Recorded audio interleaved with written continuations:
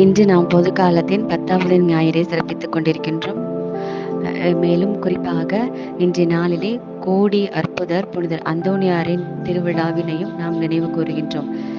இன்றைய நாளிலே முதல் வாசகமானது 1 அரசர்கள் அதிகாரம் 18 இறை வசனங்கள் 41 46 முடிய உள்ள இறை வசனங்கள் நமக்கு கொடுக்கப்பட்டுள்ளது.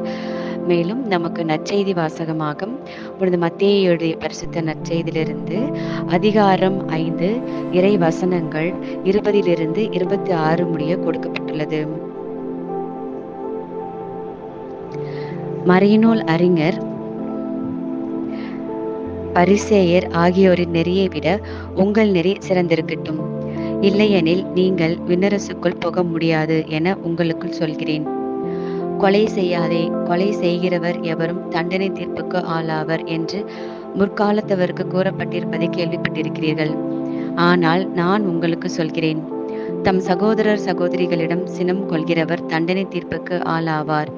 தம் சகோதரரையோ சகோதரியையோ முட்டாளே என்பவர் தலைமை சங்க தீர்ப்புக்கு ஆளாவர். அறிவிலியே என்பவர் எரி நரகத்துக்கு ஆளாவர். ஆகையால் நீங்கள் உங்கள் காணிக்கையை பலிபீடத்தில் செலுத்த வரும்பொழுது உங்கள் சகோதரர் சகோதரிகள் எவருக்கும் உங்கள் மேல் ஏதோ மனத்தாங்கல் உண்டென அங்கே நினைவுற்றால் அங்கேயே பலிபீடத்தின் முன் உங்கள் காணிக்கையை வைத்துவிட்டு போய் முதலில் அவரிடம் நல்லுறவு ஏற்படுத்திக் கொள்ளுங்கள். பின்பு வந்து உங்கள் காணிக்கையை செலுத்துங்கள். உங்கள் எதிரி உங்களை நீதிமன்றத்திற்கு கூட்டி செல்லும் போது வழியிலேயே அவருடன் விரைவாக உடன்பாடு செய்து கொள்ளுங்கள். இல்லையேல் உங்கள் எதிரி நடுவரிடம் உங்களை ஒப்படைப்பார். நடுவர் காவலரிடம் ஒப்படைக்க நீங்கள் சிறையில் அடைக்கப்படுவீர்கள். கடைசி காசு வரும் வரை திரும்பி செலுத்தாமல் அங்கிருந்து வெளியேற மாட்டீர்கள் என உறுதியாக உங்களுக்கு சொல்கிறேன். இது வாழ்வு தரும் கிறிஸ்துவின் நற்செய்தி. கிறிஸ்துவே உமக்கு புகழ். கோடி அற்புதர் புனிதர் அந்தோணியாரின் விழாவின் நாளிலே முதல் வாசகமானது இறைவன் எலியா இறைவாக்கினரின் ஜெபத்தை கேட்டு கடுமையான பஞ்சத்திற்கு பின் பெரும் மழையை கொடுத்து இஸ்ரேலை ஆசிர்வதித்ததை எடுத்துரைக்கிறது. மழைக்கான அறிகுறி ஏதும் இல்லாத நேரத்திலே எலியா இறை நம்பிக்கையால் பெரும் மழை வரும் என்று எடுத்துரைக்கிறார்.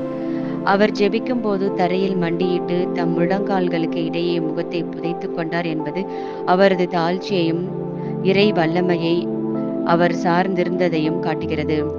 லூக்கா 18:9 வரும் பரிசேயர் வரி தண்டுபவர் ஓமையானது தாழ்ச்சியுள்ள ஜெபம் மட்டுமே கேட்கப்படும் என்பதையும் தம்மை தாமே தாழ்த்துவரை மட்டுமே இறைவன் உயர்த்துவார் என்பதையும் உணர்த்துகிறது.